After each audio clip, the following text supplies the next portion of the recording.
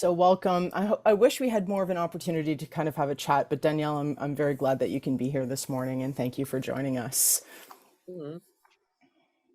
So my name is Jennifer Bedford. If you haven't met me before, I'm one of the faculty that will be leading this excursion to Guatemala and want to welcome you. As well, Marnie Thornton, do you want to say good morning and hello?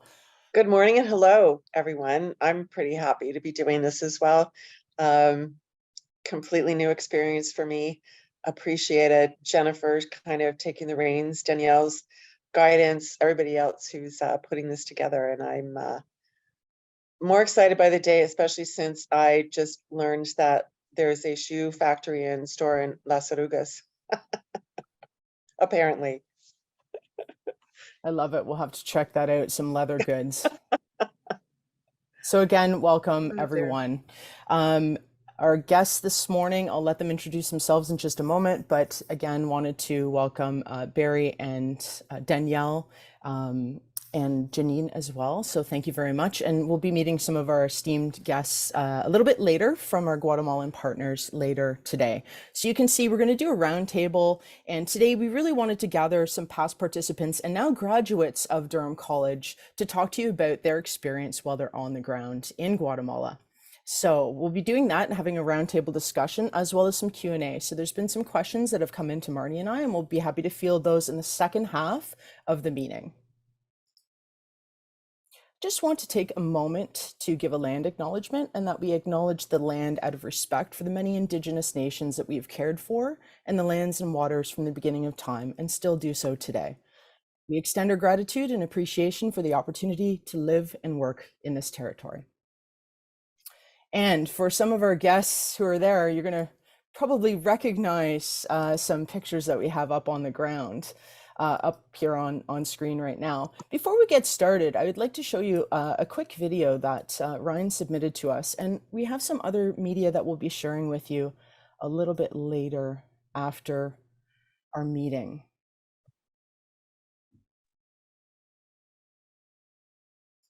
While Jen sets this up, Ryan, is this the video that you and Tara won an award for? Oh, we did win an award for it, didn't we? I forgot about that. Best commercial video in Canada. Just a tiny award, no big deal. Was that what it? Oh, wow. Yeah, it was a big deal. It was so dang. It was so long ago now. Man, that's awesome. Yeah, I mean, yeah, it was. Yeah, really fun to put together. Used footage from everybody who was there. Yeah, it was good. There's more to say, obviously, but I'll let the video play first. Give me one moment.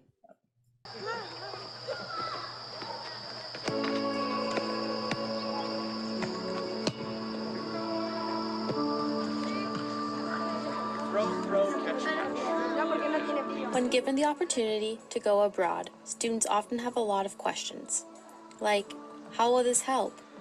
Is this really necessary? Where will I be staying? And what kind of impact will this make?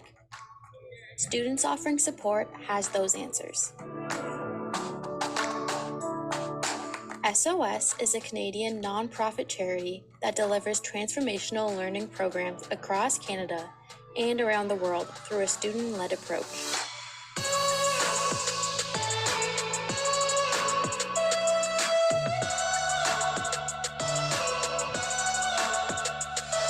Student volunteers are immersed in Latin American communities while doing on-the-ground work. They get hands-on experience while staying in local communities. Living in their community center in such close quarters with my team, A, made us a better team, and B, really made us feel like part of the community. Like, kids would sit at the door and they'd wait for us and we'd come out and play. I think just interacting with some of the community members, especially a lot of the kids, they're just so happy with just playing with the ball and playing outside and being with their friends. So that's something that I've really kind of taken to heart and really learned to appreciate, just like spending time with other people and valuing like human interaction. Being part of an SOS trip has been great. SOS has been a very great support in this trip. They have been very organized and helping us with the community and translating, going to places. So it's been really good being a part of an SOS trip.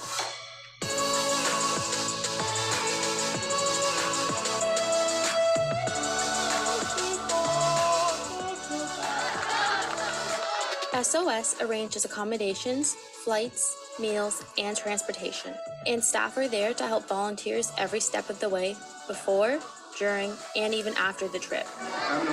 Every trip is accompanied by a local bilingual guide. I've been working with SOS the last 5 years.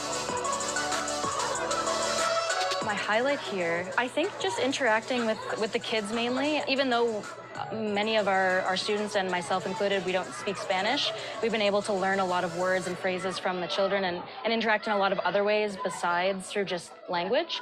And that's been really rewarding and a lot of fun, and just we've had a lot of really great laughs with the kids, and that's really been a highlight for me.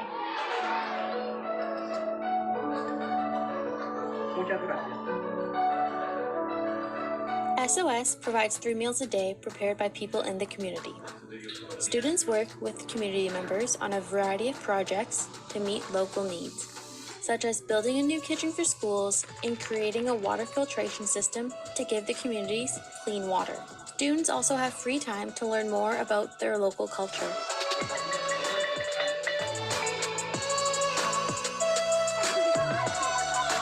Being part of an SOS experience is pretty much the way to go on these kinds of trips, I think, because they take care of absolutely everything. I've been more stressed on tiny little individual projects more than this like grand scale sort of thing, just because they take care of all the details.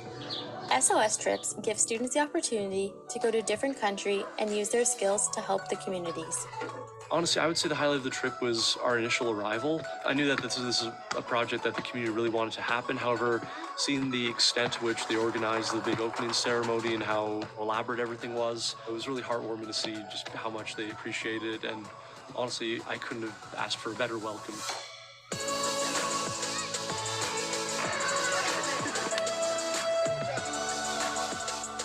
Experiences like these can have a life-changing impact. It's something participants never forget.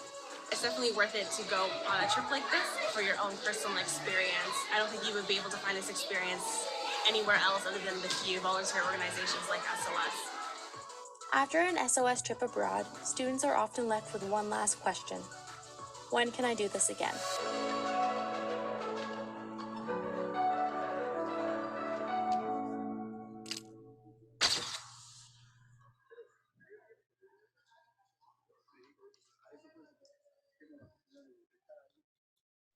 Thank you, Amazing. Ryan. Yeah, that was a good video. Thank you so much, That was Ryan. awesome. And I think for the participants here today, it gives you a taste of what you're going to experience and what comes ahead. So why don't we forge forward and get into the panel discussion for today. And we have our special guests. We have Meagan and Ryan and Tara and Shanelle. Can you go around and just introduce yourselves to people around the table today, please?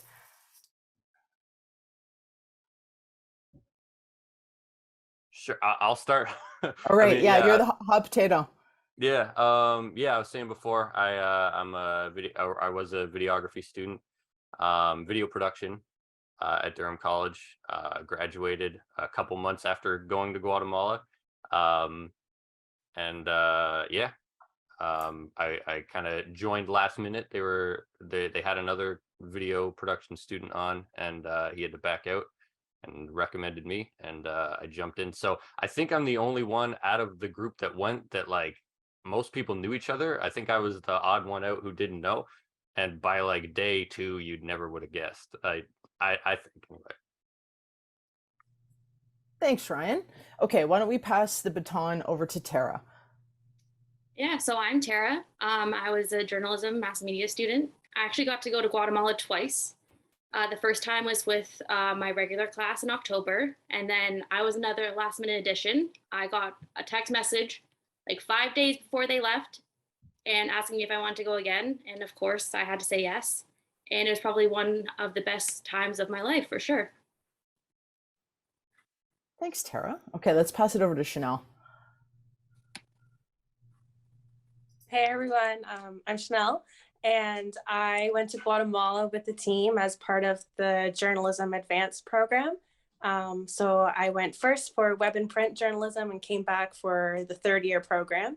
And yeah, it was the best experience of my life. And I grew so much in my video skills, which was what I really wanted to do by going back for the third year. And yeah, super amazing. Thanks, Shanelle. And handing it over to Meagan.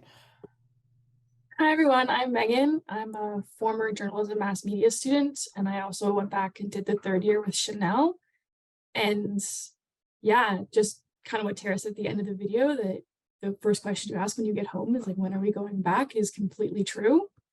And I've wanted to go back ever since. Thanks, Meagan. So part of the reason we wanted to bring you together today is to share some of the stories and your true experiences when you're on the ground. This is hopefully going to prepare our students for what to expect, what snacks you might want to bring, and all of the adventures that you have. So does anyone want to kind of go first and start to share your experience? Also things like how has it impacted your life since leaving Durham College, and the impact on your life? Do you continue to do volunteer work? Those sorts of things. So yeah, I can start. Thanks. So obviously getting to go on an international trip with school is a whole different experience that not a lot of people get to go through. So you guys, good for you, very lucky. I had the pleasure that year to go on 2 trips. So I went to Finland with a research job, and then I also got to go to Guatemala. Finland was incredible, don't get me wrong, but there's something so amazing about getting to integrate yourself into a very close-knit community and make friends that are across the world. And I still talk to them. We message on Facebook with, a lot of Google Translate that I'm not sure always works, but it's amazing. Since the actual trip, we got home from the trip, and I think 2 weeks later, the entire world shut down, if I'm not mistaken, which was definitely like, you got home and that was jet lag. You were like on a high, and then the world shut down, and then you were like, what am I going to do with my time? But out of it came some really great stuff. I mean, Ryan and Tara got to make that incredible video. It won an award, but it also got to showcase the community that otherwise people wouldn't really know here that it even existed. Danielle reminded me that I made a podcast about it and won an award for it. So that's also it was an incredible experience. And it's actually one of my favorite podcasts that I've ever made. Yeah, also kind of sidelined from that trip, I got to do my internship with SOS. So you make connections in the actual business world that, I mean, you meet people and you get to live with them for 10 days. You're going to make friends, you're going to make connections. So through that, I got to work with SOS for my internship, and then actually paid throughout the summer all the way to December. And then through that, I got hired at Fast Start at Durham College, which I worked for a year. And then I got hired on an actual job outside of the college. So just a very strange chain of events that wouldn't have happened if I didn't go to Guatemala. Thanks, Meagan. Can you tell us a little bit about your podcast? You mentioned that it's your favorite podcast. What is it about it that makes it your favorite? So when we were there, we got to really kind of speak to community members and interview them. Each journalist was given a theme. So my theme was gender equality and Indigenous identity. So the Guade Groundswell Project. Tara, I think you summed up the actual experience. Like, that was Tara's thing, was actually SOS connecting with communities.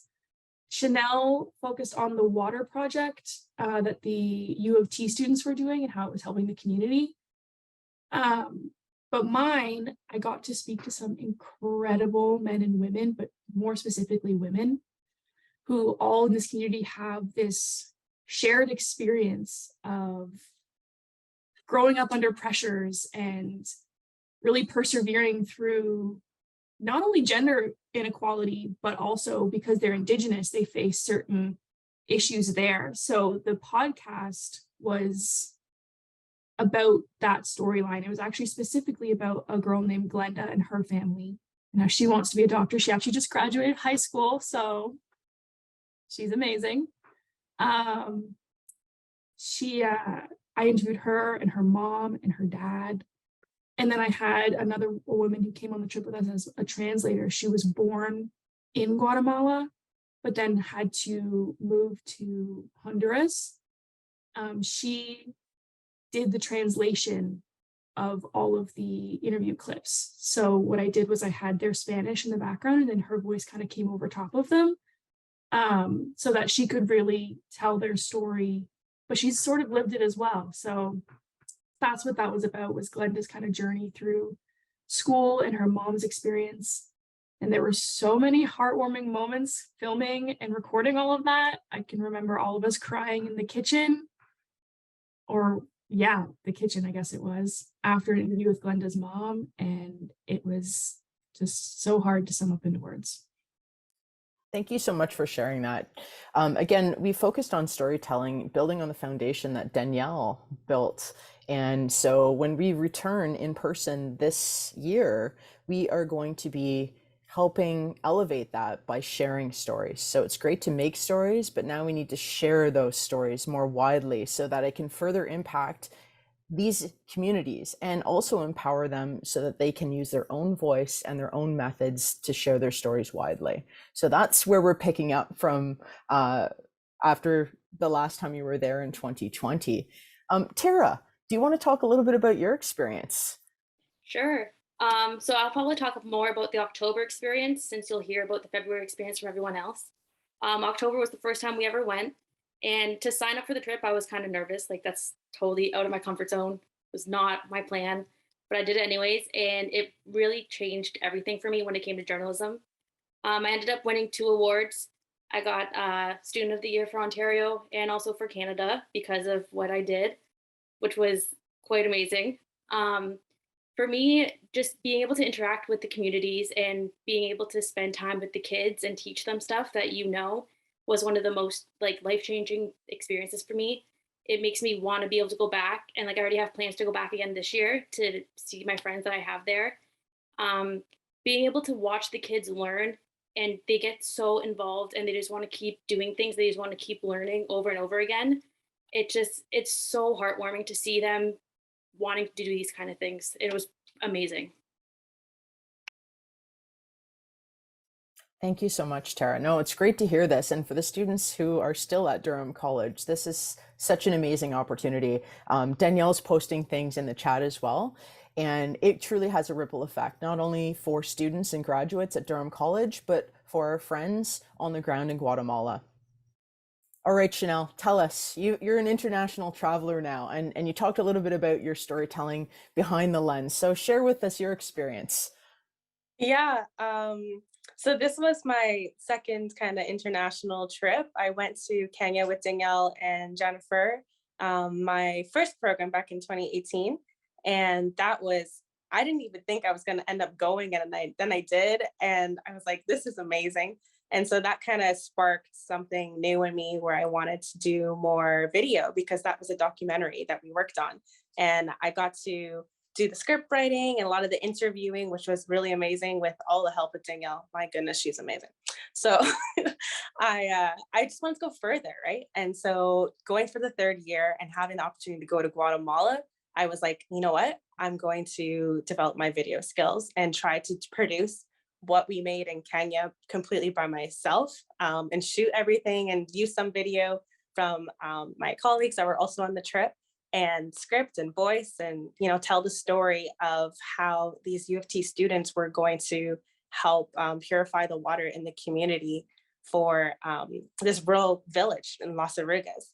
And that was an amazing experience, and it opened my eyes to kind of the living, I guess the way that we live here and how we take it for granted, with access to water and access to food. In that community, they had a cycle of when they would get water, and it was only 3 hours, I think, every other day that they would get water. So then they would have to fill up their jugs so they'd have it to wash and cook and wash themselves. And yeah, it just opened my eyes to the type of stories that you can tell as a journalist, and how you can make a difference and shine light in an area that you wouldn't normally see. So yeah, I think that really propelled me into my career of where I wanted to be. And so I did an internship at CBC, and because of that experience, it set me apart from the other candidates. And I was able to, tell stories and look for stories in a way that I don't think I could have done before going on the trip. So like a lot of the stories that I pitched were, from the ground up stories that were in small rural communities in the country of Ontario. And yeah, I had a couple stories that went pretty far, and I made some good achievements there, and had my stories produced onto like Yukon and across Ontario. They call it the Seven Sisters or something like that, and they went across like all of Ontario. But yeah, it really all started with these trips and, having good mentors to be able to show you like, this is what else is out there, and this is what you can achieve, and this is what you can do. Yeah. So I worked at a nonprofit this summer, and that's what I was doing. I was telling those types of stories of like low income families in Oshawa and how they need subsidy to get into sports to, build like strong ethics or character or, like good skills within their kids, and giving them the opportunities to do that. And yeah, that's the type of stories that I'm looking for right now and telling, all because of this experience. So you should do it. They're doing it. Thank you so much, Shanelle. And that's nice too, because it's staying within our community in Oshawa and Durham region. So that's really fantastic. Now, Ryan, we're gonna flip over to you for a minute, and then we'll open things up for more open Q&A opportunity. So students want to ask questions directly to you, they can. Ryan, I know we've talked before. Ryan is one of my past students, and I remember in portfolio class, because we transitioned to remote learning after that, and us having crazy meetings with hats on. Do you remember that at like 6 a.m.? Oh, I still have the screenshots. Yeah. Times. So tell us about how this has changed your life, because this really did have a huge impact on what you do today. Yeah. So, yeah, I mean, I was already on a video track going into this, but I would say just the experience of doing something like this, that's like, it's very, very fortunate that all of us were able to do it and are able to do it. And like, we're all talking about the like achievements and the things that we were able to get out of it, but I want to make sure that like when you're in it, when you're in the moment, that like you don't let the thought of like what's going to come from this take you out of being in the moment, because there is nothing like being in those moments. And like a couple years before going to Guatemala, I went to Europe with my friend, just as like a trip, and like that was cool. But I don't know if any of you have been abroad before or whatever, but you're not ready for how close you're gonna get to the people in this community. In just like the short, like however many days, 10 days or whatever we were there, I didn't know it was possible to connect with people that fast. Especially I don't know if are they going to be with Noe again? He was our like host. Oh man, that's next level. Noe's next level. Yeah, legit. Like when we had to part ways with him, everybody cried. Not a single person didn't. And yeah, and just yeah. So I want to drive that point home. Is just like make sure that you're in the moment. And in my experience, it's impossible not to be, because there's so many of them.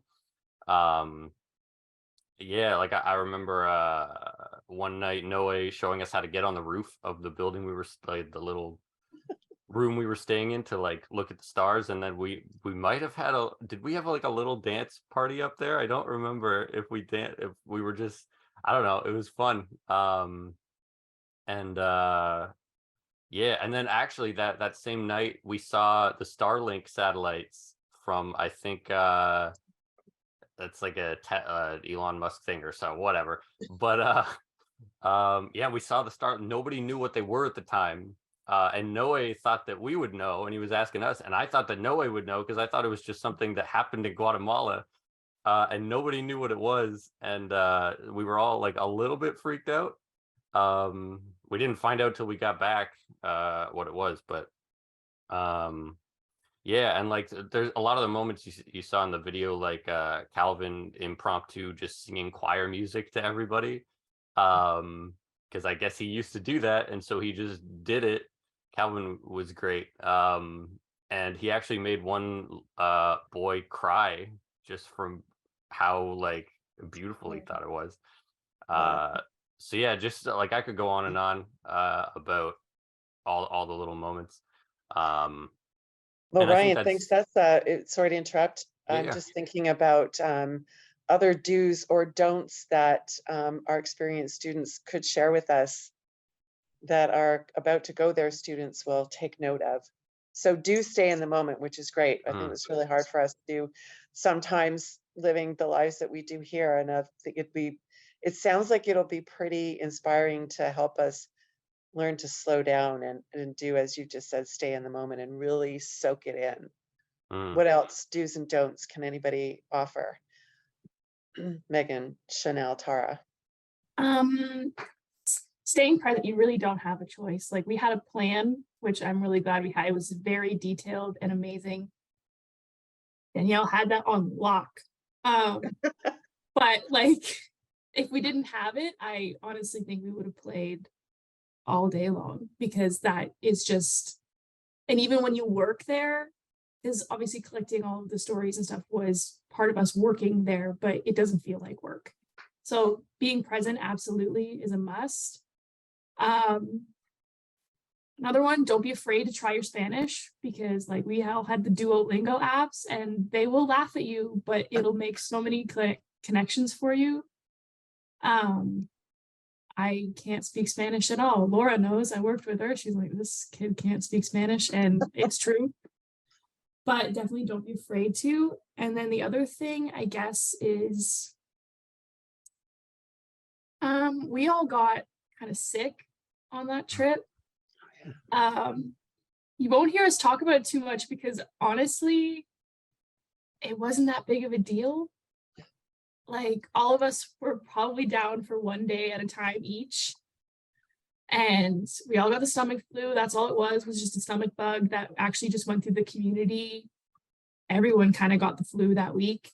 And the only thing I have to say about that is just don't panic. If something goes wrong, there's no need to panic. Durham College has got everything under control. Like when the first one of us got sick, there was immediately talks of bringing a doctor around. It was just, you know what? Go with it. Your team's going to have your back because you can't help but be close to each other. We all kind of picked up the slack. That was, certain interviews. Okay, well, they're sick, so we'll take that. Or Luke is, not well, so Ryan jumps behind that camera, and it wasn't even like a thought behind it. We didn't have to regroup. It was just like, hey, yep, nope, you're there. Let's go. Let's do it. So do's and don'ts, definitely being present, try your Spanish, and just don't panic. There's no reason to panic. Nice. Yeah, don't panic. It makes things worse. Yeah. Marnie and I are here, right? We're in the SOS team. And we'll be meeting some of our esteemed colleagues in Guatemala a little bit later. Why don't we pass that over to either Tara or Shanelle? What are some do's and don'ts that you might share? I think one of the big things for me is don't be afraid to try something new. The amount of interviews and stories I was able to tell because I was just talking to people in the community that weren't even on our sheet was amazing. I really stepped out of my comfort zone. I was talking to everyone, and the amount of things you're able to find out about the community you're staying in is truly phenomenal, and it's something that you will keep with you forever. So for sure, just step out of your comfort zone and just enjoy when you're there. Enjoy sounds good. Shanelle? Thanks, Tara. Yeah, I'd say don't worry about your phone and don't worry about getting a SIM card because you don't need it. And I got one maybe I don't know, maybe it was day 6 or 7, and we ended up getting these SIM cards and I put it in my phone. I used it up in 2 days. And, in Guatemala, we were able to use WhatsApp to communicate with our parents if we need to, because it's free down there or whatever. So that's fine. But yeah, you don't need it. Having that detachment from technology was so good. And you start to open your eyes to seeing how you're actually genuinely happy with so much less than what you actually have. So like when I was there, I was like, hey, well, we had to get water. So these ladies in the community looked after us and they would bring water, you know, to us and then clean our place. Our showers were from boiling hot water on a fire, you know, and having a bucket. And yeah, sometimes the lights flickered a little bit, but you know, like it made me like so happy because it's like, you just realize like, why do I have all these things? Why do I need all these things? You don't. Like I have these people that I'm with and traveling with, and like we became like a family, and we're telling amazing stories and we're getting to learn from all these amazing people in the community. And it's just a great time. Yeah, it's good. Don't bring your phone. If I could add one more point to the do's and don'ts. I totally agree with the phone. I think all of us agree with the phone thing. We were so like, we need a SIM card, and the rest of us, we just didn't touch it. Just hilarious because I didn't even remember that until now. But a big thing down there is like the culture. So when you go to Las Orugas specifically, you have to remember that you're not in like a Spanish community. Yes, they speak Spanish, but you're in a Mayan community. So we got to experience parts of that hidden culture that like we got to be part of a going away ceremony. They blessed us for our travels home. And that was probably the most powerful experience of my life, getting to actually be part of somebody else's faith, and they've just welcomed you into it. So to Tara's point of stepping outside of your comfort zone, there are going to be, it's not just food, it's not just community, it's not just talking, it's you are going to get to slide into someone else's culture. They're going to dress you up in their clothes because that they love it, and it's fantastic and amazing. I actually own one of their skirts. I bought it. And if they do the ceremony with you, have complete open mind to it because it was incredible, mind-blowing. Thanks, Megan. That sounds incredible. I look forward to learning all of those things and more. Speaking of buying the skirt, I think one question students might have for the experienced ones is how much cash did you bring with you? What other sorts of things were there that were of interest for you to buy? Anybody want to take that one? Ryan, you kind of went, oh, wow. Yeah, I well, don't remember. I was trying to, I don't really remember how much money, maybe like a few hundred. Yeah, I'm trying, if somebody else wants to take the money, but I can mention one thing that I did. Like people are saying, don't bring your phones. And I agree. I pretty much like, I brought my phone and I basically just used it. Like I pre-downloaded some podcasts for the flight over and like a book on Audible or on a Kindle or whatever it was. And I got through like a really long book on the flight there and the flight back. But while I was there, pretty much, yeah, didn't really touch my phone much at all.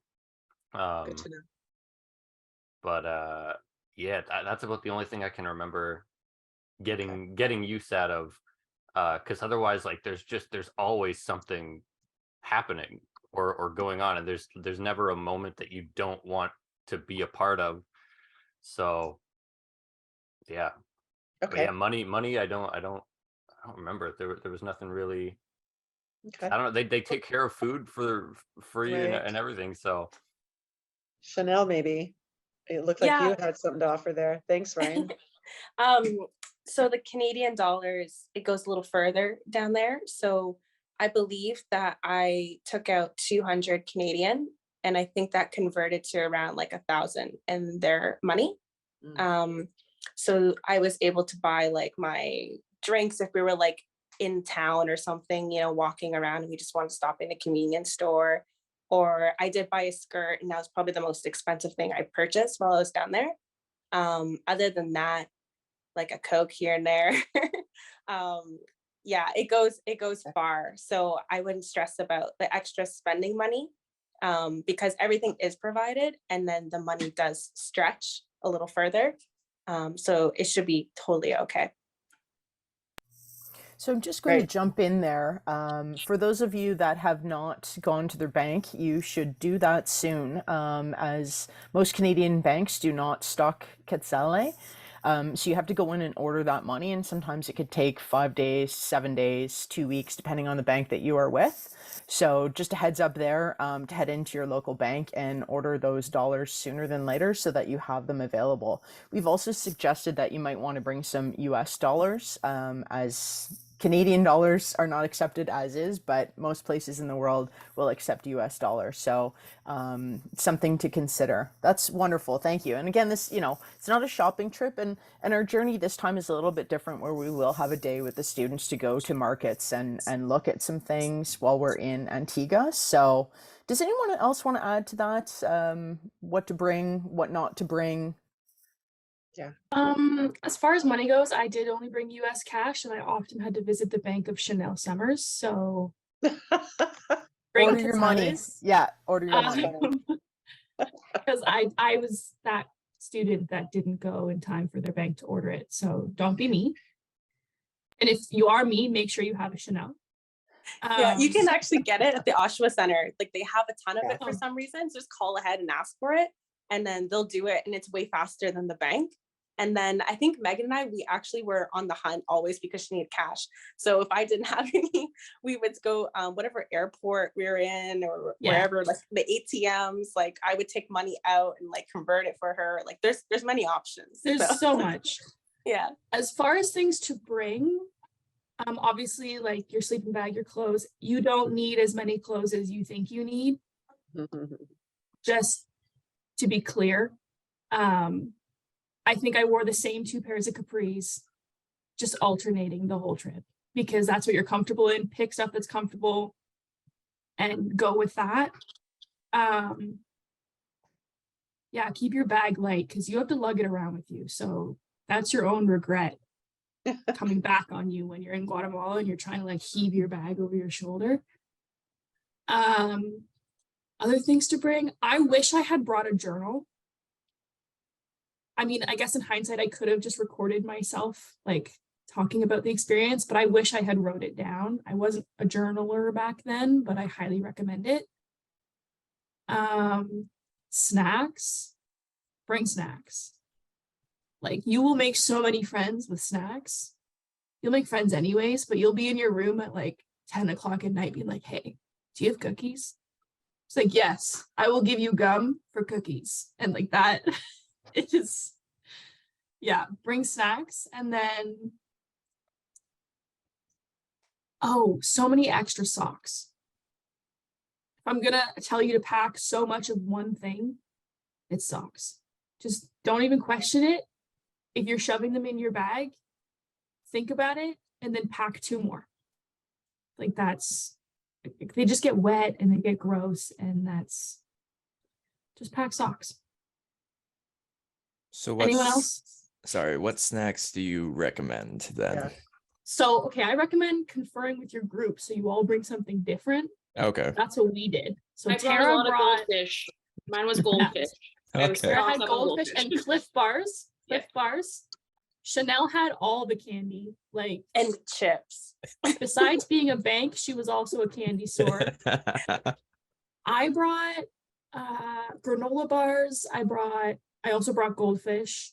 If you go to Costco and you get like the things that individually seal, you just get like a packing cube. Yeah. You shove a bunch of them in there. Oh yeah. And then just anything that you like to snack on that can be individually sealed, because then it can go, like, you don't have to open a whole bag of something and then worry about transporting it around. Just those individually sealed snacks, because although the food is amazing, and I do recommend trying to eat everything, and if Noe's wife cooked for us when we were in the community, if she's cooking again, you are set. She makes the best fried chicken in the whole world. I haven't been able to find anything like it. But just snacks that you would miss, because it is nice a couple days in to eat something that you're familiar with. Okay, thank you. And I just want to note that there was a question in the chat from Nia, I think it was, about temperature. And Danielle recommends bringing a fleece because it can get pretty chilly at night. So I just wanted to make sure everybody saw that and packs accordingly.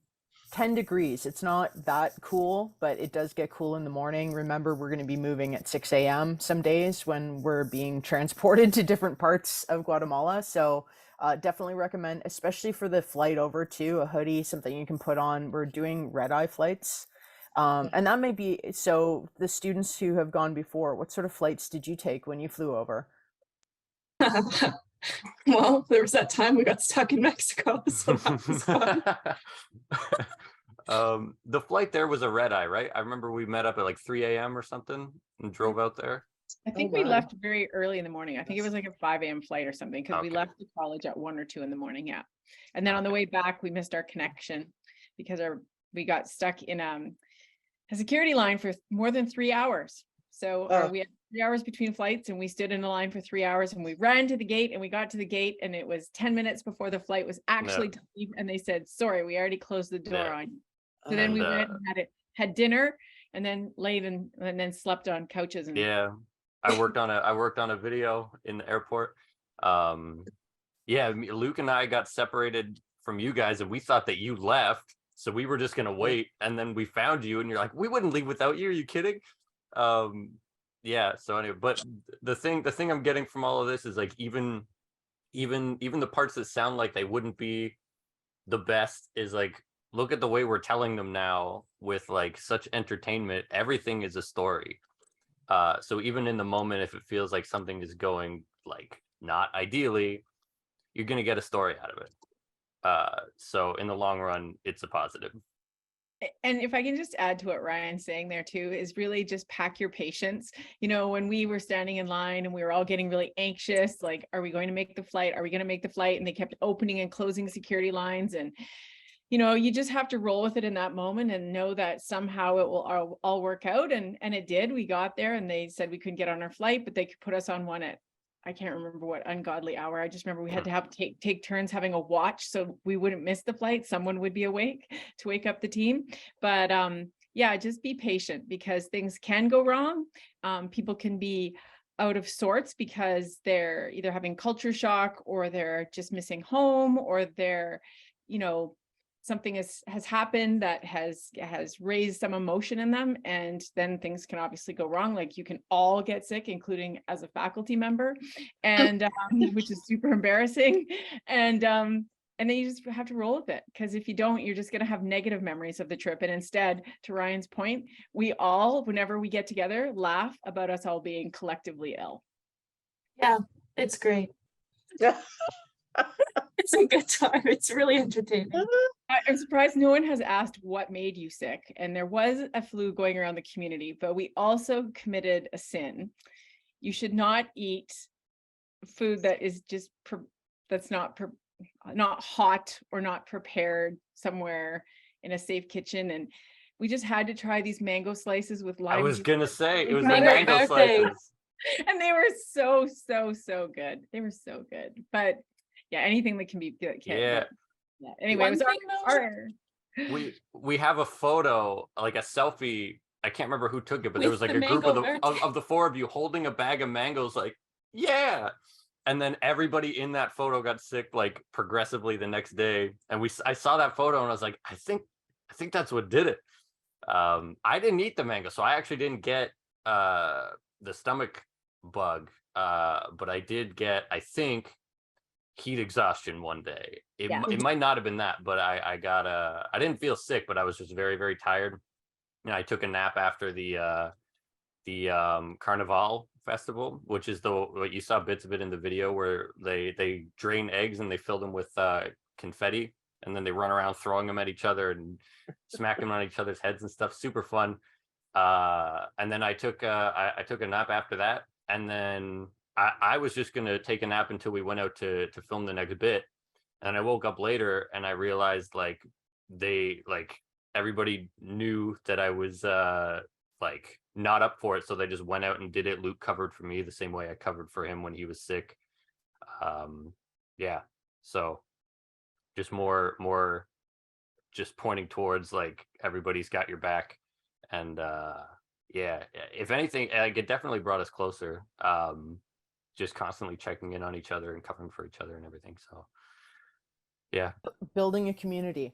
Let's open it up to some of the students. They may have some questions that they want to ask our past participants. Anyone have any questions they want to ask our guests as we sort of roll towards the last 10 minutes, and then we'll take a short break and then jump into our pre-departure meeting afterwards. Yeah, go ahead. I just had a question about kind of circling around clothes again. So I know in places like, for example, Barbados, like I was told by like my mom and stuff that you're not supposed to wear like army colored clothes because it's supposed to be for the army. So are there any clothes like or colors that we're not supposed to be wearing down there that might be like offensive or anything like that? Great question. Great question. I can't think of any colors that we weren't allowed to wear, but I just know that I dressed more conservatively. Like my shoulders were kind of covered. My kneecaps were covered. Like that kind of stuff, if that makes sense. Like I very much kept it to t-shirts, capris, that kind of stuff. I feel like I remember being recommended against bringing like sleeveless shirts, like muscle shirts, which really hurt me inside, but that's okay. But yeah, but t-shirts, yeah. So yeah, t-shirts and like long sleeve shirts and stuff.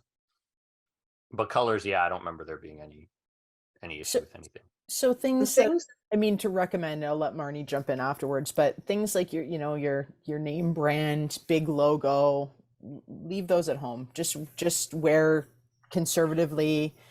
You don't want to attract attention to yourself. You just want to be part of the community. So again, it's conservative. And we've said that on the packing trip. So for, Ryan, and I've seen you because you like the muscle shirt, right? I think you're a workout guy.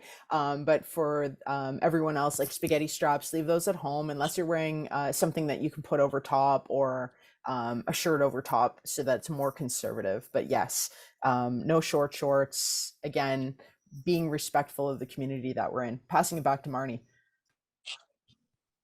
I was going to say exactly that, Jennifer. So yeah, thank you. It's like we're in sync. Okay, more questions from students.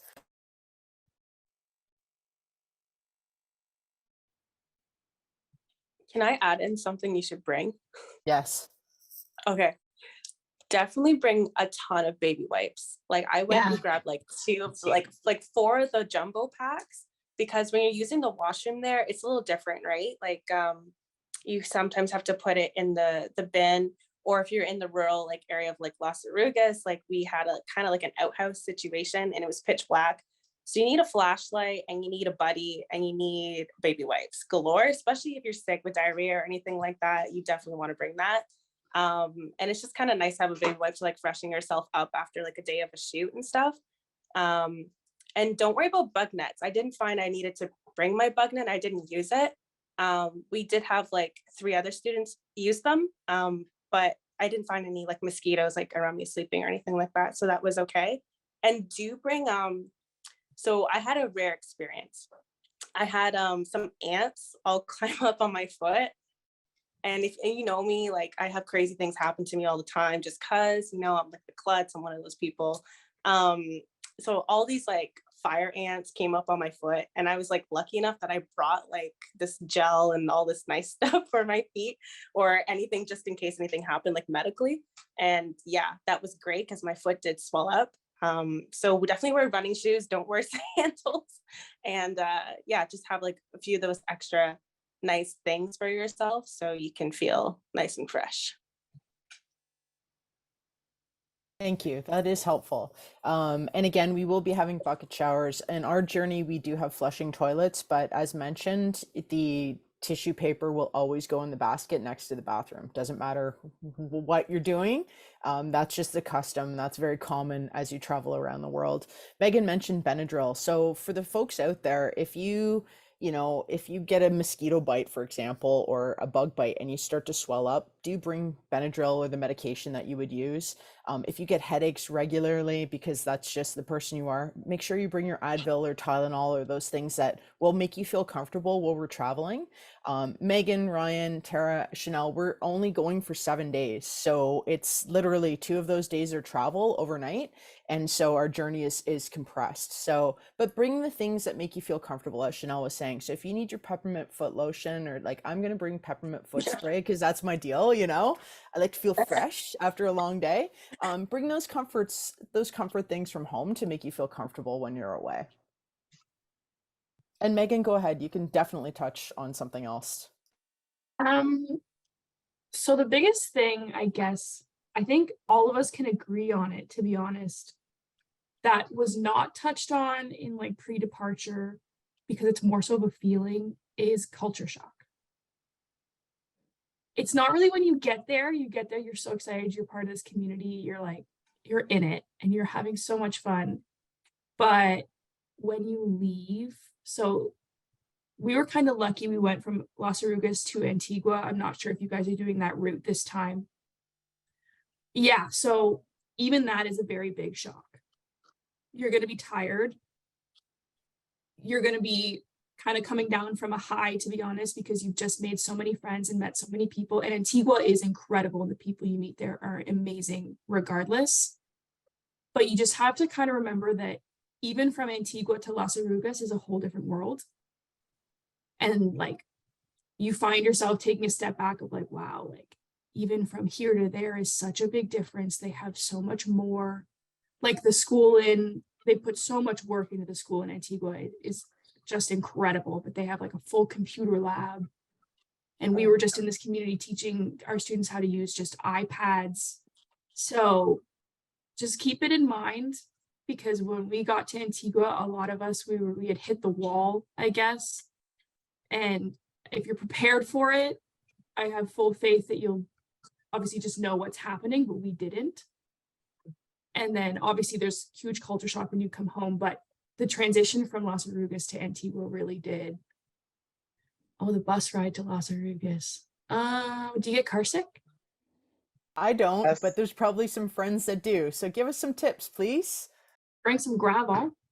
I don't get car sick. I don't think a lot of us did, but driving there is a whole different ballgame. So there's a lot of this, and you just kind of have to go with it. Okay, that's good to know. Barry, I see your hand up. Sorry to interrupt you there, Marnie. No, that's fine. I know, sorry, I'm going to have to leave to go to another meeting. So I just wanted to, one point I'll just say, I'm glad that Meagan mentioned about culture shock.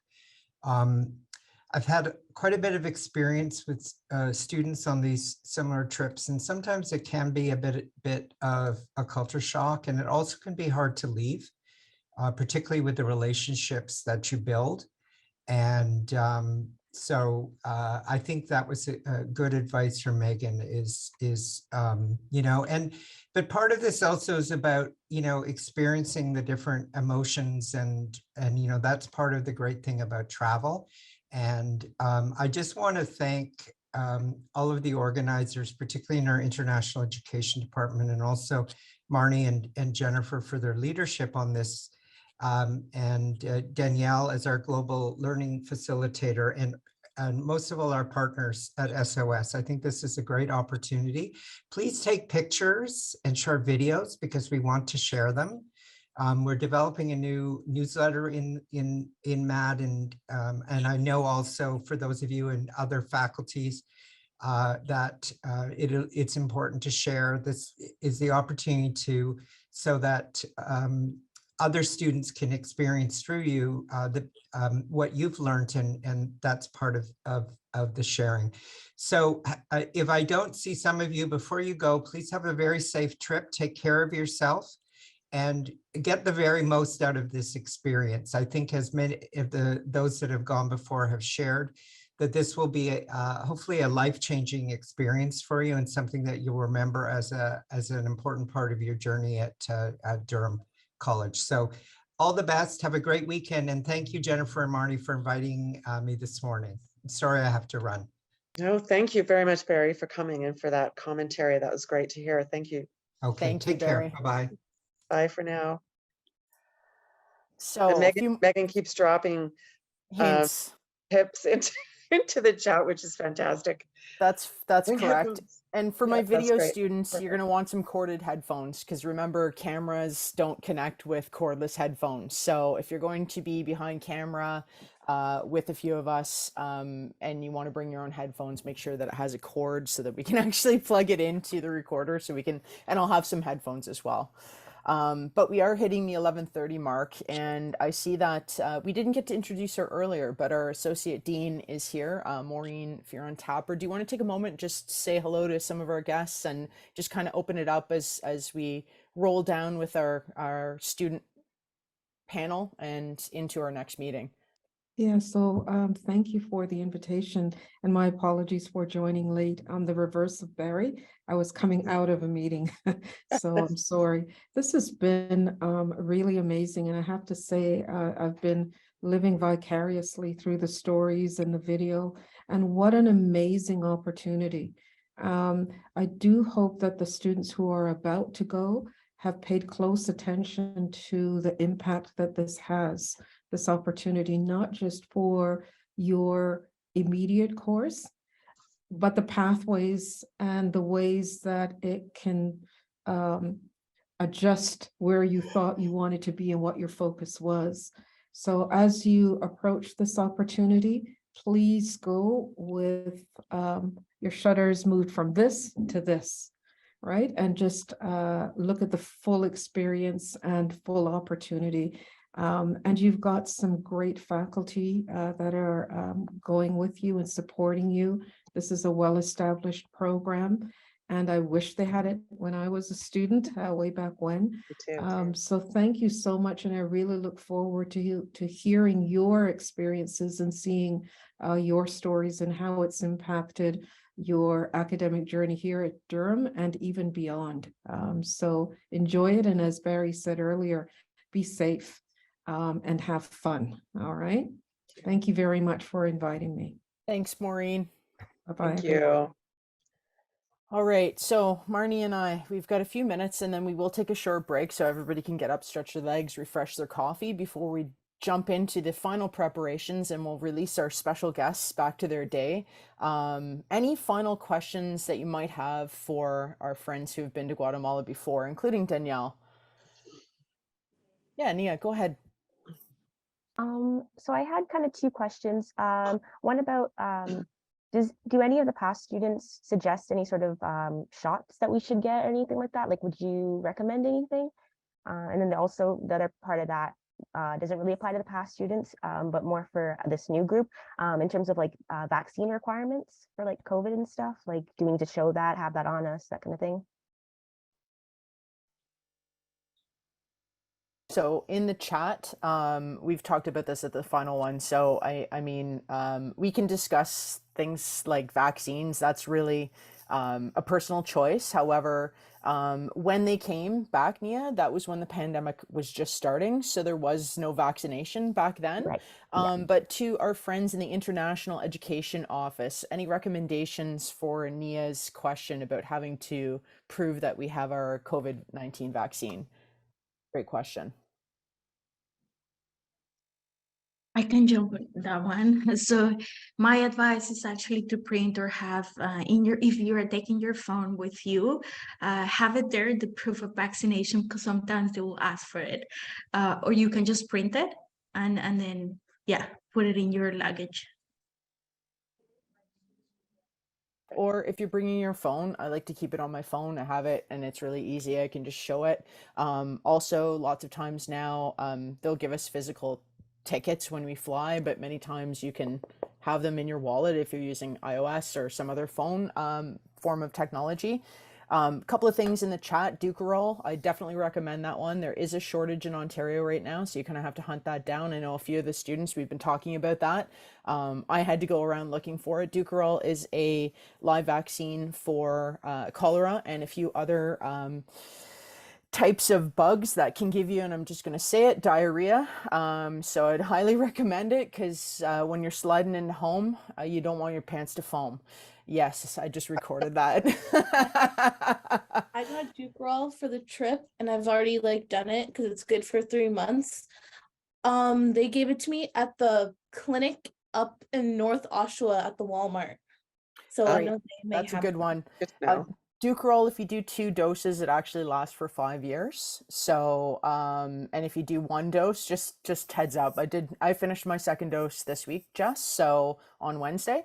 So I'm good for another 5 years. So We were the that's, same. We were the exact same. I love it. Is there is there a time when it's too late to get like a typhoid shot or the Dukerol? Typhoid, you can get at any time. Dukerol, you need at least, they recommend a week or 2 before your departure to take full course of it. And the reason I can right tell about you that now, is because I read the fine print on Wednesday when I took my final dose.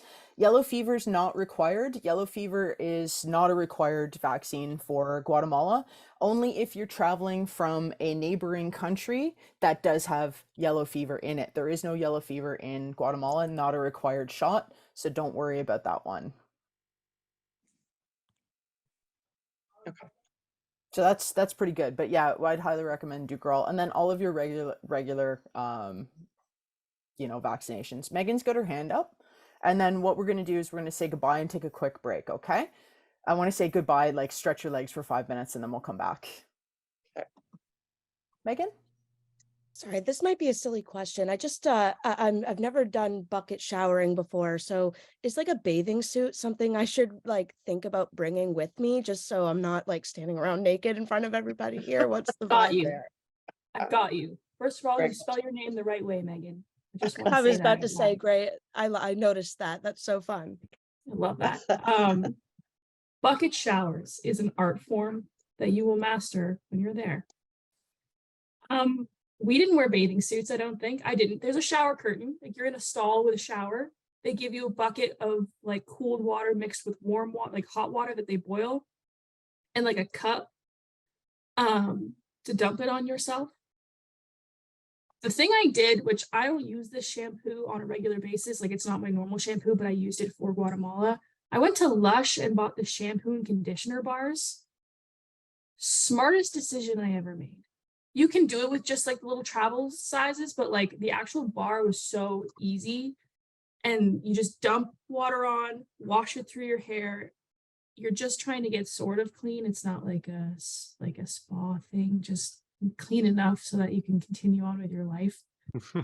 That's awesome. It's just another my excuse to get motto. Lush products. So I'm into that answer. Yeah, it was actually really easy. It was the easiest thing I could imagine for the trip. Awesome. Thank you so much. Great I question. wish I knew that, because whatever little shampoo I bought, you know where I'm going with this. Whatever shampoo I bought in the bucket shower, it just didn't want to wash out. Maybe I used too much. I don't know. But after the shower, I came into the house and I was like, my hair feels like sticky. It feels like there's still shampoo in it. And then Megan and everyone else like checked it and they're like, you didn't do this right. And then so they went and sat me down outside with my head tilted back and they just tried to wash the rest of it out. I still don't think it worked, but that I was think we also spent like 30 minutes trying to wash your hair outside in the yeah. dark.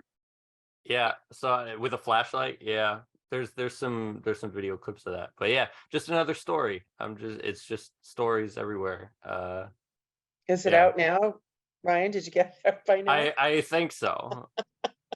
Yeah, I think I'm actually still finding glitter from the eggs in my hair. I legit was finding that in my hair for like 2-3 weeks. I bet. So for our participants, we're gonna have access to actual running water showers at the beginning and the end of our trip. So really, we're in Las Orugas for a few days, and just want Noe to say hi, folks. I'm keeping an eye on Noe is time, here. right? We got to keep the agenda moving along. But Noe, do you want to say hi to some of the past participants, and then we're gonna take a quick break, folks, for 5 minutes to stretch your legs, and then we'll start up the second half. I know. Good morning. Buenos días. Hi, Noe. Good Hey, morning. Michael. Hey, Ryan. Hey, Tara. Hi. Oh my gosh. Can't believe it. That's been a long time ago, huh? Almost 3 years. That's wild.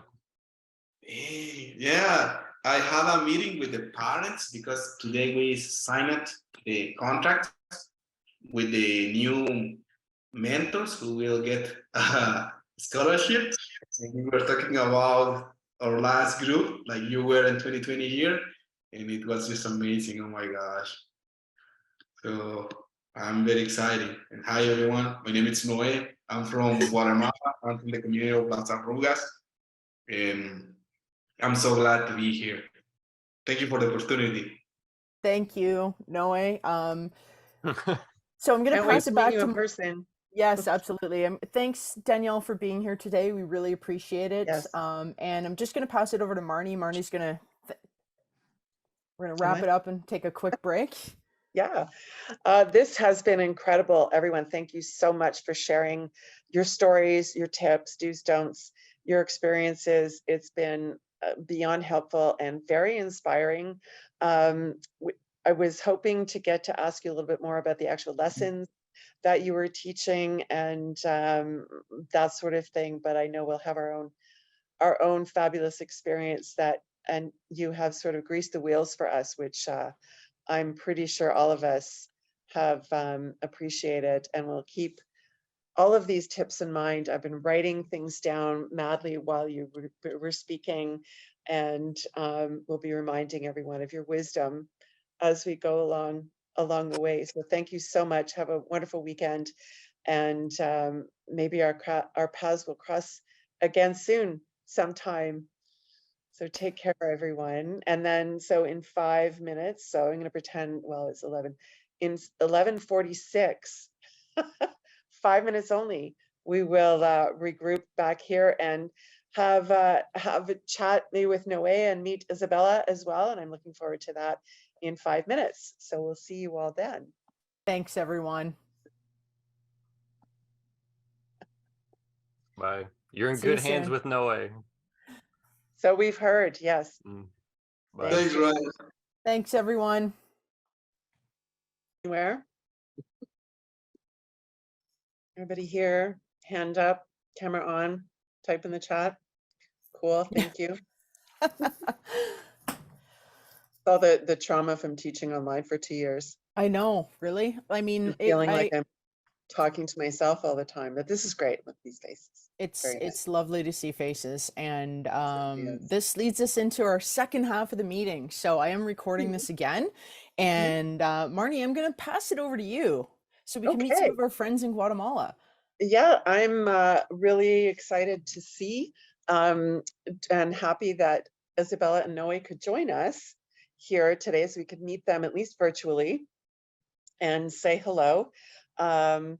And just hear a little bit about their Noe and Isabella are program coordinators with SOS, and I'm afraid I don't know how long each of you have been there, but or with Groundswell. So maybe quick intros and hellos to Noe and Isabella, and if you can say hi to us as well. Tell us a bit about your experience and what we have to look forward to, although we've got a pretty good idea.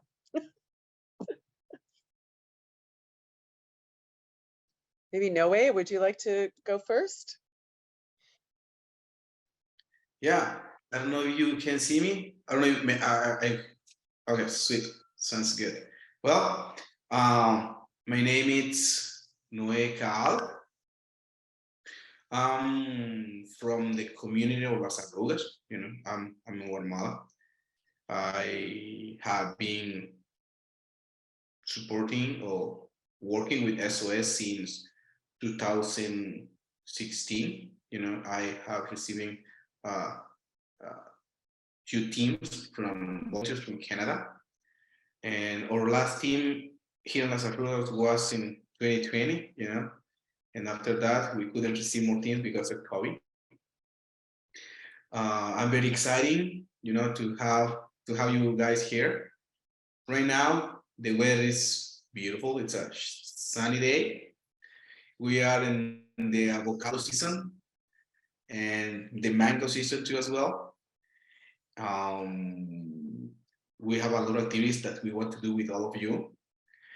And yeah, welcome. I mean, what I'm doing in the community. We've lost your mic, Noe. We'll give him a moment. Maybe we could shift gears over to Isabella and you could say hello while he works on his tech. Sure. So hi everyone. My name is Isabella. I'm a 5th year student at UFT. And I got involved with SOS in 2020. I started as a volunteer as a translator. I'm from Colombia, so I speak Spanish. So I was using my Spanish to get more experience, and I found SOS. And then through that, I think I also translate with Durham College when they did a week program. And then that summer I started working with SOS. And then because the school, I had to go back to volunteer. And just being there, helping Lara with all the changes that the organization is being through, and still like translating. So I kind of know the mentors. I know Noe, Isabel, and yeah, it's been very fun through Zoom. But I can't wait to experience all of this with you in person. So very excited to join you in this trip. Thanks, Isabella. Let's see if we can pass it back to Noe. So some of us have met Noe and have worked with him in our fall remote FLCA. So we're looking forward to meeting you. Thank you. Hello, did you hear me now? Oh, sounds really good. So yeah, I'm the coordinator of the program we call Guate Grants Well here in Guatemala. And what we do is like helping students from the remote areas, of here. Like we give a scholarship, especially to girls, because we are trying to fighting with gender equality, because we like in the community, some parents are still thinking like girls just need to go into 6th grade and that's it. So we are working in that, and actually we will have 12 students who are going to be part of this project. And the other side, we have another project that is we call Lights, Camera, and Action. Hey! In action. And we're working in 4 communities, and we involve 256 people who work in workshops every month. So I'm very excited. That is very exciting. Great reason to be excited. Thank you, Noe. That I can't imagine all of the stories that you have. In fact, Danielle has told us when we're there to ask you about a couple of stories. So be ready. Excellent. And thank you, Isabella, as well for saying hello and for being here today. Can't wait to meet you as well. So we're going to get into some of the final pre-departure details that are important for us to know to get there, to know what we're doing when we get there. And Jennifer has made this groovy PowerPoint for us to follow. So this information is posted on DC Connect as well as being shared here, and I think probably an email, and hopefully is now in everybody's calendar or calendars with lots of alerts, so that we all get to you all get to the meeting place to catch the shuttle to take you from the Oshawa Durham campus to the airport. So that, if you could back that up once, Jen, to see that info one more time. I don't know what to recommend in terms of making sure that we're all rested so that we're ready to go in the middle of the night to get going. But hopefully some of us, or maybe all of us, can sleep a little bit on airplanes.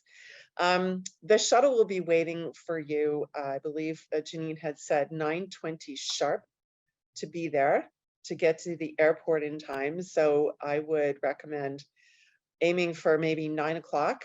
We all know the bus loop at Durham College, that's where the shuttle will be meeting us. Just so that you know, Jennifer and I will not actually see you there yet. Both of us live very near the airport in Toronto. So we're not going to go out to Oshawa and then come back again.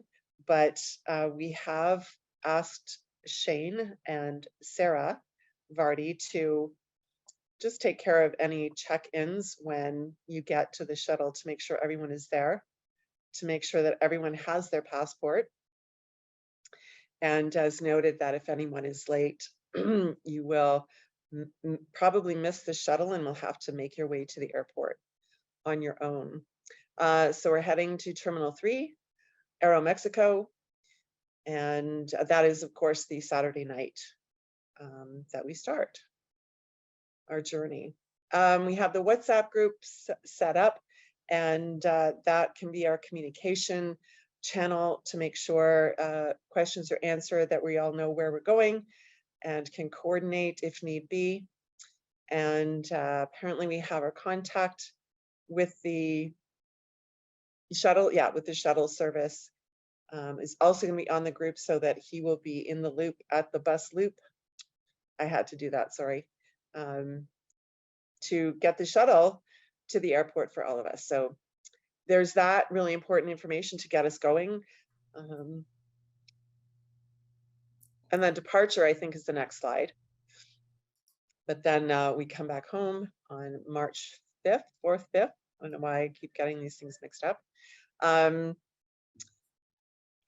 Sunday, March 5th, take you back to the bus loop. So you will want, if you need someone to pick you up there, you want to make those arrangements to make sure that they're going to greet you there morning of Sunday, March 5th, and you can get back home. And we'll give you those updated times as we get there. So we're supposed to land at 5:45 a.m. when we arrive on March 5th. However, Pearson International is renowned for having the slowest baggage carousels at any airport, and I'm not kidding you. So it could take a while for our bags to come out on the carousel. We'll be tired, but we'll be back in Canada, and so we can update. And of course, if you do have a mobile phone, this is where you can turn it back on and contact somebody who's going to pick you up. Now, I know Lara wanted to say a few words, and sorry about the technical flub again. I guess it's a Friday, eh? Thanks, Jennifer. Well, I just wish everyone had a wonderful trip. Isabel is going to be there leading the team. So whenever you feel like maybe you're feeling sick, maybe you feel like you're missing home, feel free to reach out to Isabel.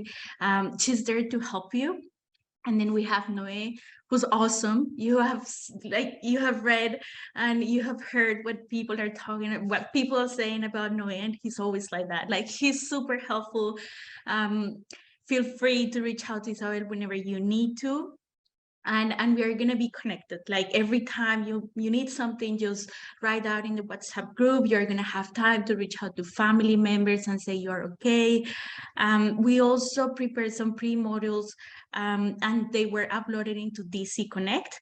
The first one is, explaining a little bit about SOS and our trips and our connection with communities. The second one talks about our projects in Guatemala, which are key to what you are going to go and experience in the communities, because oftentimes we talk about gender equality, we talk about equity, we talk about storytelling, but do we really understand what this means? Do we really understand how to apply this when we are facing challenges in communities? So this is really cool.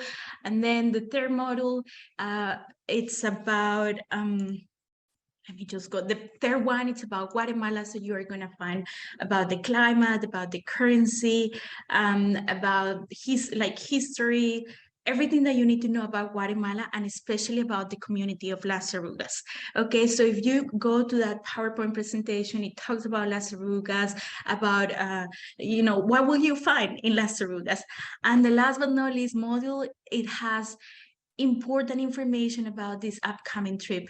So for instance, if you want to know where you will be staying at, the address of the places, you're going to find an emergency form where you will have all that information, the nearby clinics, nearby police stations. You're going to find the itinerary of this trip. So these models will give you an idea, will give you information that you need. We gave you some tips to pack and what to pack, but you have heard Meagan and Ryan, and you kind of have an idea right now. Just try to experience and feel the culture. I'm Latina as well, and we are warm people. We are just like, we are huggers, and we just want to welcome you every time. So I'm really excited for this experience you guys are gonna go through, and really all the best. Thank you, Laura. So we're going to cover that a little bit later, but it's fantastic coming from Laura. This was just uploaded the other day, so you can see my screen. This is important information to share with your loved ones, and please do take a few minutes to go through here. So questions like, do I bring a phone? That's really up to you.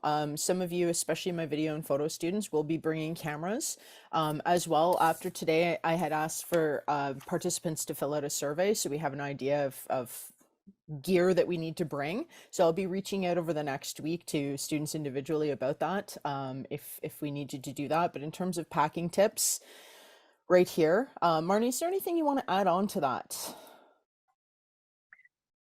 No, I wanted to, excuse me, thank Laura for that. And I think we're gathering that Laura is not going to be coming with us. And we're sad, of course, about that, because Laura has been so incredibly helpful, and we love her just regardless of her help. But we are, of course, looking forward to getting to know and love Isabella as well, and Noe. So thank you, Laura, for that. And thank you to Oriana for getting those modules ready for us. There's a lot of information in there. And again, to echo Jennifer and Laura, please set aside, plan some time if you haven't already in your calendar to go through those modules. There's tons of information in there, and all of it is going to be really useful, and much of it is very important for us to know. I haven't made my way through all of them yet, but guess what I'm doing this weekend? And thank you again for all of that, Oriana. It must have been a lot of stuff to put together, but I think we will all be such experts in Guatemala when we return. Absolutely. And I put an article in there called Light Research. It's 36 hours in Antigua, and it's a great opportunity to just kind of get a look. We'll have some time. We can either, be individual for those of you who need a bit of time to decompress.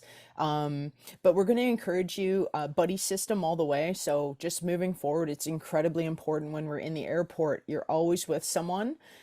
Just a couple of P's and Q's as we move forward. We're a large group. Some of you have never really traveled internationally. So, if you're concerned, please do. We're going to all become a community, a close-knit community over 7 days.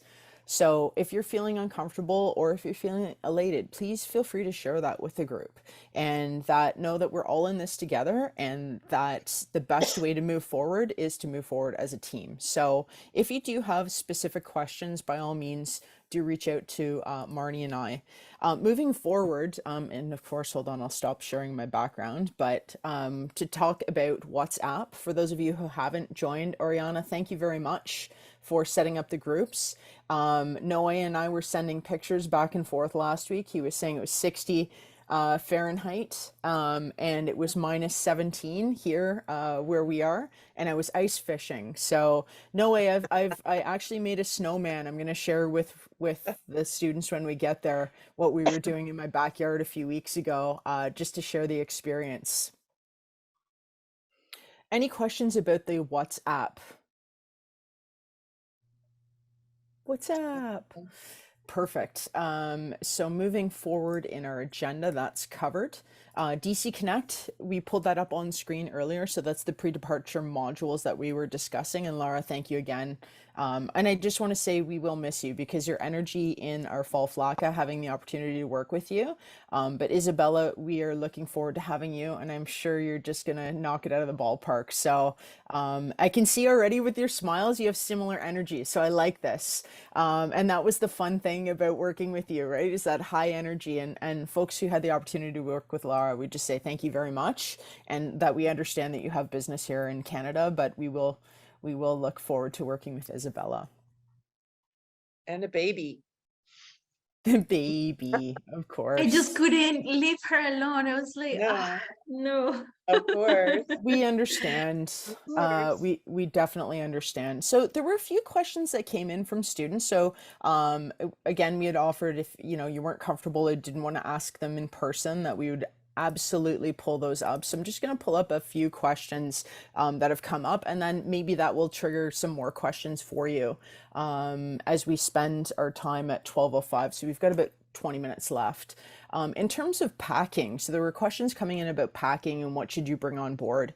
As an international traveler, I always suggest you bring a toothbrush and toothpaste. You will need a mini toothpaste, as larger toothpastes are not allowed. So there are certain travel restrictions, and you can find those easily. We've given you some information. Marnie kindly posted that about Aeromexico, dimensions of bags, so your suitcases that you can check, as well as weight.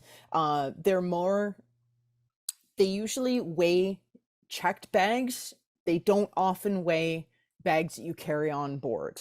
However, if you're planning on bringing a rolling case on, it's really important that you go to the Aeromexico website that Marnie posted last week and the announcements on DC Connect, so that you can measure out your bags and make sure that it fits within those requirements. We really don't want to have you rejig your baggage configuration at 10:30 at night on the night that we travel. So things like shampoo, sunscreen, bug spray, I would pack those. There is no restriction on plastics in Guatemala, but be mindful. I would encourage you to use something that can be reused, because the planet Earth, we are flying down there using fossil fuels.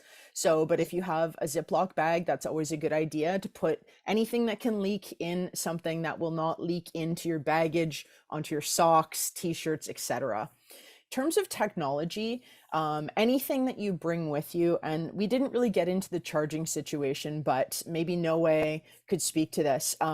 We will put a priority on charging equipment that we need to use to tell stories. So for example, laptops that we'll be using, camera batteries, those take priority and precedent.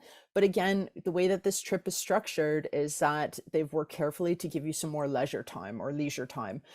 So when we first land, we'll be in Guatemala City, but you will need a charger adapter. So that's something that, I will have one. I'm happy to share it, but the priority goes to school equipment first, and then we can all share. Fair? So I hope that answers that question. But things like lithium-ion batteries, if you have those for cameras, those have to come on board.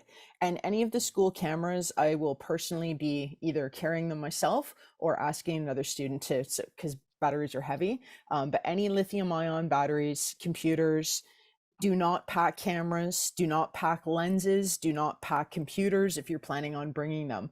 They will not arrive on the other end. So nothing like that can be packed. It all has to be carried on board. In terms of medication, for those of you that have medication, make sure that you keep it within your vial with your name on it. So if you need some medication that you take daily, just make sure that it's labeled in the medication bottle with your name on it. And that's all that you need. So if you need to take that daily or regularly, make sure that you have an allotment to bring on board with you. In terms of technology, again, you can bring what you like, but I would encourage you to take a look at the list that Laura and Isabella have put together and encourage you to think carefully about what you're bringing. We're only going for 7 days, so pack light. And that's it in terms of the list of questions that I've had. Perfect. Michael's hand has gone up. Go ahead, Michael. So I just did a quick Google, and apparently it's the same power situation as the US. So it's like 2-prong plug-in, so you can charge your laptop or whatever normally without any adapters, and it's 120. Fantastic. I'm going to, I see Laura is looking. I'm going to bring an adapter. It might say that, but I don't know what source you're looking at. Laura, Isabella, Noe, can you speak to that? Is it 120 alternating current? No, básicamente el voltaje que se puede para cargar los electrodomésticos y el tipo de cargadores. 110. Cargadores pueden ser doble entrada o triple entrada. So 110, and then for the charges, it could be is the 2 entrance charger, like. Perfect. So Michael, correct. Thank you very much. Thank you, Lara, and thank you, Noe. Wonderful. So that means you can just use a regular plug. That's fantastic. Sorry, I hate to interrupt. My understanding is that it's a 2-prong, not a 3-prong system. So a lot of things, if you take a power bar, you're going to need an adapter because you can't plug in the ground, which I already have one of those, and I have a power bar that I'm bringing. So anybody who wants to become my best friend, I really like cookies, and I will have an. Thank you. So I'm actually bringing power bars as well to charge the equipment because obviously we need multiple for cameras. So don't worry, we have them, Jeanette, and I will be bringing adapters as well. So that's fantastic. So Jeanette, I like cookies too. So we'll think about cookies, what kind we want to bring so we can barter, right? Fantastic. Are there other questions from students for Isabella, for Lara, for Marnie, myself, Noe? When it comes, okay, you go first, then I'll go next. Okay, sorry. I know we're going to a couple restaurants. I was just wondering if we're paying for that. The only reason I'm asking is I only have so much funds, and if I need to go get more, I need to know what kind. Okay, good. So that's included. Lara has kindly arranged that for us. And that's included as part of our excursion. So thank you so much. We're being mindful of a variety of menus from vegan, vegetarian, and all the way down to carne. So those of us that eat meat, it has a wide variety, and everyone will be able to be fed according to their needs and their dietary needs and or restrictions. So Lara, thank you so much. Yeah. And I see Ashmita, you have your hand up. Yeah, I just had a question about media loans basically. So I was just planning, like my camera is back in India. So basically, I was just planning to get it from college itself. But you mentioned that you are bringing. It's really important that you do not. So there's a list that I'll be carrying. I'll be arranging all of the gear, every serial number. This is the kind of thing your faculty does back end that you don't necessarily see the process of. So Marnie and I have to carry a letter from our dean. You met him, Barry Waite, today. It lists every serial number on everything that we carry, the value of the amount, and that way if we're when we go through customs, we have that information for all of the equipment. So I'll be reaching out to students or groups of students based on your survey feedback and your interest in storytelling. Again, our focus is training students on how to share their stories. However, we will be asking you to gather stories while you're there so that we can share them, as Barry mentioned earlier today, share them with students coming forward and freshen some of the materials from our last cohort that was in 2020. So Ashmita, don't worry, I've got you. I'll be reaching out over the next few days and organizing equipment. So if you have specific questions, feel free to shoot me an email and we can dialogue further. Thank you so much. Very welcome. Josiah, you had your hand up. Yeah, so 2 questions. One specifically, in terms of snacks, can those be packed in checked luggage or do those have to be on the carry-on? Those should be packed. You cannot bring meat, you cannot bring cheese, you cannot bring fruit. Okay. Okay, it must be pre-packaged, labeled.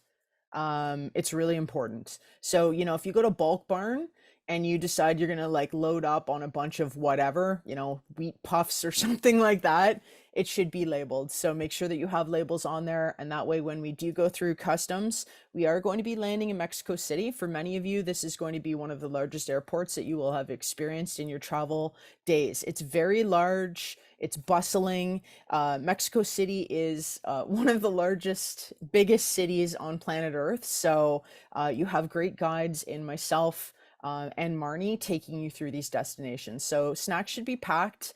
If you are bringing water, for example, if I tried to walk through, this is a bottle of water, they would make you pour that out at the gate before we go through X-ray at Pearson. So any water bottles you have, Jess, you just took a drink, they must be empty.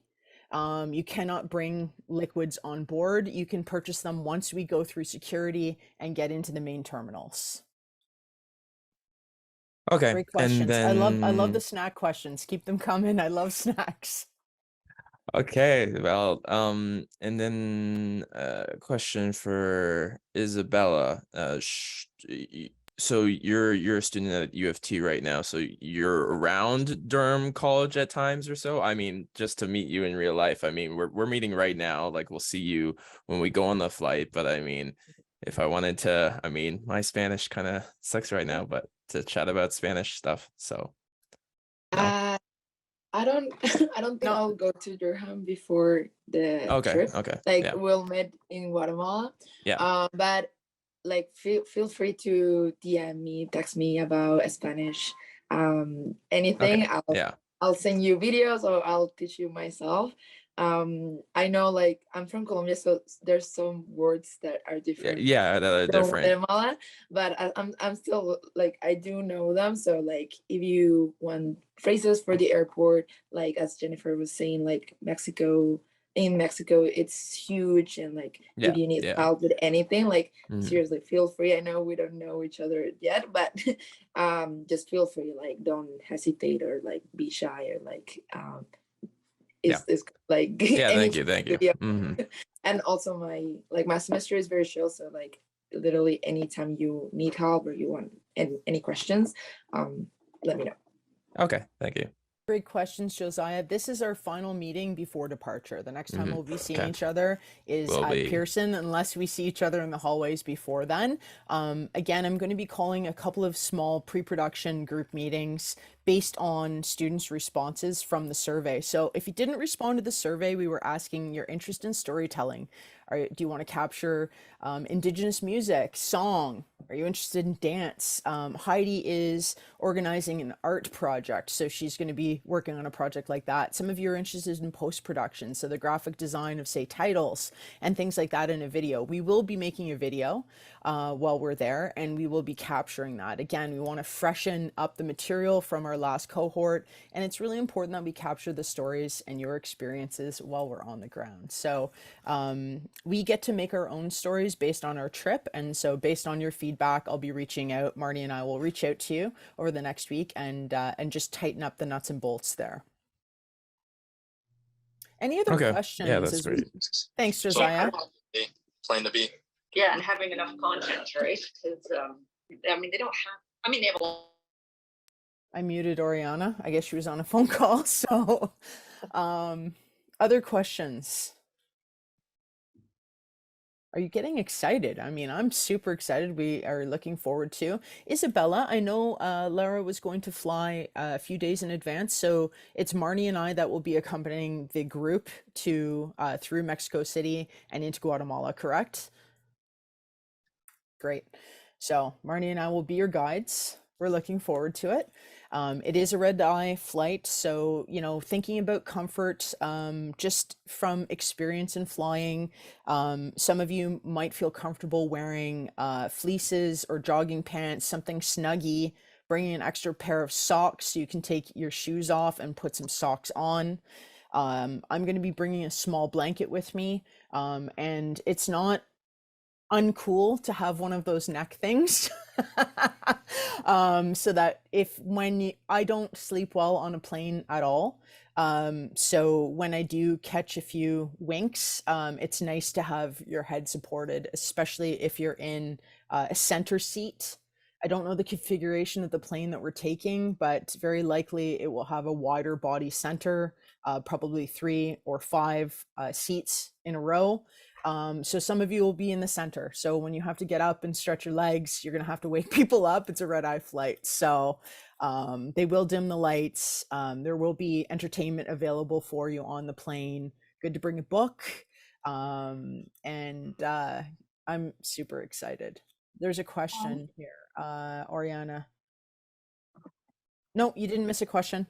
I don't think so. Okay, yeah, because I listened my name and I was like, oh, shoot, I just missed the question, sorry. Sorry, did Mia's question get answered? She was asking about school supplies and gifts. Right, thank you. It's gonna go back there. Yeah, school supplies and gifts. Laura has suggested school supplies, puzzles, coloring books, those sorts of things. I have some pencils with Canada printed on them. I have pencils with little hearts on them. a few other things like that. I've got a Canadian flag. Jennifer has reached out to the province of Ontario and has some goodies from Ontario, including a map of Ontario, which I'm pretty excited about, so we can put on a wall somewhere and say, here's where we all are from, where we live. Yes, absolutely. So in terms of gifts, school supplies are always in need.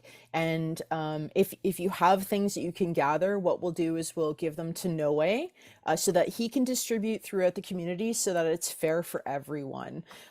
We talked about sharing some of our cultural things. So think about this. If you have Indigenous background, think about how you can share your culture. We talked about maple syrup. Noe, I bought some maple syrup this week. So I'll be reaching out to see, yeah, we'd love to make pancakes again. Oh my goodness. The heritage of Canada and and our Indigenous culture that has permeated Canada through colonial Canada. We want to share that. A lot of our friends in Guatemala have never tried maple syrup. And for me, not only is that a heritage and cultural, but the way that I was raised and my religion as well, it was really important when I was small and young. So please, that's great. Spanish Scrabble, I love it, Jeanette. That's fantastic. So board games, and then we'll collect them and Noe can distribute them through the community fairly into the schools and with young people. But do consider if you have some additional things that you can bring and donate, that they are, pack them next to your snacks. I wanted to just mention, sorry, Jen, that watching that awesome video off the top, I noticed someone trying to teach a young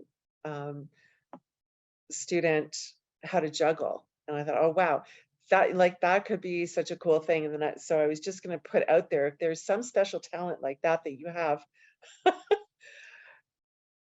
like maybe think a little bit about teaching some of the young people there how to do that thing, whatever it might be. I was just thinking that I have a harmonica. I've had it for years. I have no idea how to play it. So I'm going to try to remember to bring that, because maybe somebody here knows, or maybe I will, watch some YouTube videos between now and then. And I don't know, anything like that would be fun, just in some of those special moments that Ryan was talking about, that we can teach to or have fun with the students there, I think would be a blast. Absolutely. We've got like 2.5 weeks to learn something. It's awesome. Jeanette's mentioned Zumba. So, if you've got a yoga move, a stretch in the morning, trust me, like we're going to be staying on cots for a few days. They look extremely comfortable, nicely padded mattresses. You can find those pictures on DC Connect. So please make sure you go through those materials. And again, thank you to Oriana, Laura, and Isabella for providing that.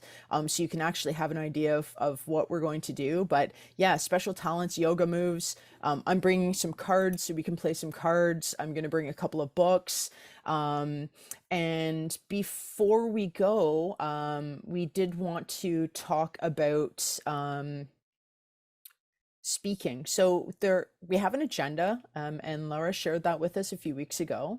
And so there's some opportunities for students to lead activities, as Marnie was just describing, some fun things you can teach to the community, or in those fun moments that we have with the community. But there's an opportunity for us to deliver a message from Durham College. So Marnie, do you want to speak a little bit about that? I do. Thank you. Yeah, there are, Guatemalan coffee. Oh, chocolate. Oh, magic words. Thank you, Lara. My day has been made. Yeah, I just did a like super happy dance. That was like, I love coffee. No way, like I'm best friends. That's one of the, that's the thing I'm gonna buy for myself is coffee and Yeah. chocolate. And Jeanette, I know we're gonna look at that when we get to Antigua, so it's good. Yes, that's good news. In the itinerary, which hopefully we've all memorized by now, there are a few opportunities aside from our teaching workshops where we are invited to speak, to say a few words. There's a welcome event that will be happening when we arrive to Las Orugas.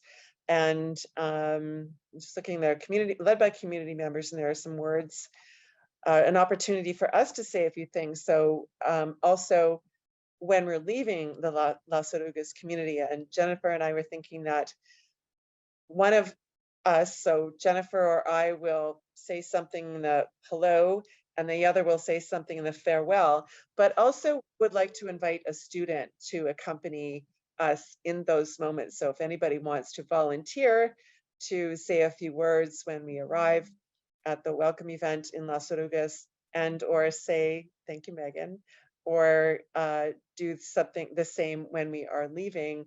And apparently I feel we should all bring a ton of Kleenex for the farewell, but if a student wants to volunteer to say a few words at that point as well, please just let us know. So Megan, I'm putting you down for one of those. Did you have a preference, like the hello or the goodbye? I'm going to start with the hello because I don't know how Awesome. I'm going to handle the goodbye or how I'm going to feel. So I with confidence, totally we're get going to it. start with hello. Beautiful. And no pressure to the students. We want to add your voice to it. Oh yeah.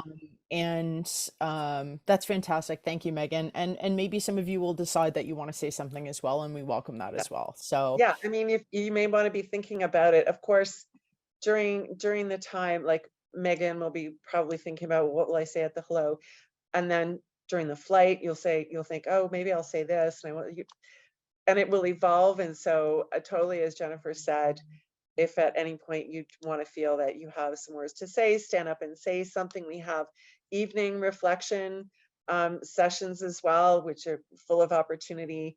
I think we do those with Noe a few times, but if anybody wants to contribute to that reflection and what we are going to be doing the next day, feel free to do that. I think that you're having, okay, thanks, Jeanette, that you're having the opportunity to express everything you're experiencing is really important. And I think hearing from you, no offense, Jen, is more important than hearing from me or Jennifer. But so you're all invited to think about that and let us know if you're interested. So I've got Megan, hello, and Jeanette, you just said the goodbye. Thank you. I'd like to take part in the goodbye. Okay, if that's all right. absolutely. And this is very brief, folks, just a couple of words, Yeah. not a big speech, just something from your heart. Fantastic. If you want to contribute, by all means, send Marnie and I an email and we can add you in there. Just again, there was no offense to me. Marnie and I discussed this, and we feel that the voice from the student, we obviously, as your faculty, will say a few words, but really it's most important coming from you as the volunteers helping to build this community and having this great trickle effect in their community in Las Orugas. Ashmita asked a question about sharing and social media, and this is why in the survey I asked those of you that are interested in social media. Our job going back is to help build skill in this area and sharing. So those of you in social media, please come and check in with me. We're going to be using specific hashtags. Yes, we want you to share. Absolutely want you to share. But let's keep it as a coordinated effort so that we can make the most impact while we're there. If we're all doing it individually, it will not have the same impact as if we work together. So those of you who are interested in that, I'll be reaching out to you so we can build our new hashtags. We'll talk about accessible. So part of what you'll be learning and teaching and delivering is how to be accessible when building social media strategies, best practices, as well as sharing, reaching out to local media and sharing stories in traditional media and using social media. So that's just a little seasoning there of what you can expect to teach to our friends in Guatemala when we get there. Mm-hmm. Thanks so much. No, we really appreciate it. So we're just about at the end of our time together today. And I definitely want to thank everyone that has joined us today, and my amazing co-host Marnie Thornton. We are high five. We are going to really enjoy this opportunity as faculty. This is something really special. It's a very different type of project than the normal work that we do as faculty at Durham College, and I can say for myself that this is a very special opportunity to work with everybody here in the room. Marnie, do you want to say a few words? Oh, I'm as each minute goes by, I know that sounds cheesy, it just becomes more real, and I'm getting more excited and getting more ideas, and the heads spinning right now. I just cannot wait to experience this with everybody. And again, so much thanks to Laura and Oriana and Hafsa and Janine for getting us Yes. this far and getting us back, hopefully. Well, if we want to No, come back, we'll there's always get that there. potential. Don't worry. The last thing It we was want to great being say. part of it. Thank you, Hafsa. No, it's a real honor. There's a couple of questions that may come up. Please feel free. Do carbon copy either myself or Marnie. Make sure that you're communicating to us both rather than individually, I would say, moving forward, so that we can maintain a clear and consistent communication. The support at Durham College, again, amazing. Hafsa and Janine, thank you. Laura, Isabella, Noe, everyone, and Oriana, thank you so much. And to the students, thank you for your interest. These projects wouldn't happen without your participation, so we appreciate you as well. So with that, let's say, as Dave Chappelle would say, hit that big red button and wrap it up. It's been a joy. Thank you. I see Megan laughing. I look forward to getting to know some of you. I haven't really been able to meet or work with you, so it's going to be really exciting for Marnie and I to do that. And thank you, Lara. Questions, please shoot Marnie and I an email, and we really appreciate all of you making some time for this final meeting before departure coming up at the end of February. So thank you so much. Oh, Josiah, that's Janine. Reimbursements, I think, go to Janine. Okay, thank you. Yeah. Okay, I gotta Students, go. you guys will also Oh, be sorry. receiving a pre-departure email with a whole bunch of information. Thank you. You know, so please also look out for that. And again, Jennifer and Marnie, you guys have you know, been such great troopers throughout. You've thanked everybody, but let's everybody give them a round of applause. Jennifer and Marnie, so much. You know, your dedication to this program. I know it's something I could like see it in your eyes and hear it in your voice, the excitement. So thank you. Thank you as well. Laura, everybody, thank you guys on behalf of Durham College.